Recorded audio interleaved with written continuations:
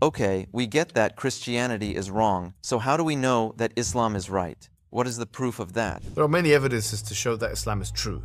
One of them is just a basic belief system in the theology, which is believing and worshipping in one God. Already when you believe in that, it sieves all of the other major world religions, because the way in which there's respectable monotheism, believing in one God, is the most consistent and best explanation with the highest explanatory and justifiable scope. That explains, number one, our existence, number two, the purpose of life. So the idea of Tawheed is actually the strongest evidence. Number one. Number two, look at the character and the Prophet of the Prophet ﷺ. When you look at his life, you realize that the man was authentic through and through. And so when you start to realize that this was the receptacle of the message of Islam, the final message, that itself acts as evidence. But then you have so many different things. We talked about preservation, the lack of contradictions, the inimitability challenge, that there's a challenge from Islam to other people to produce something like it, which is it's a falsification test effectively, okay, that Islam provides. And then you have predictions of Islam, things which we claim, and obviously we cannot cover this in a short space of time, that have been predicted of the future.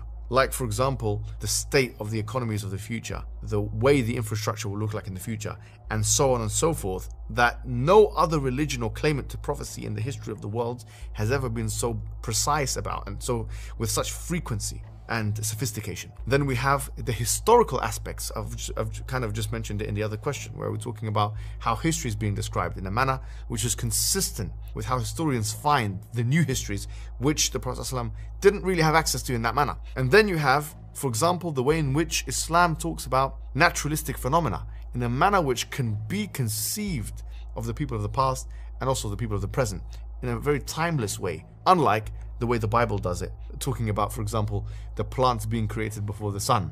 And how could it survive without photosynthesis? I don't know. It looks like the author of the Bible in this particular passage needed to go back to school, so to say. So then you have things like that. And so we continue speaking in that manner until we realize that on all these grounds, the Quran really is ironclad. It's the gold standard. There's nothing that can beat it. And so how do we know Islam is true? If someone is sincere and they're really looking to find that truth, with these kinds of evidences, there's nothing, I would say, with categorical confidence that can match that.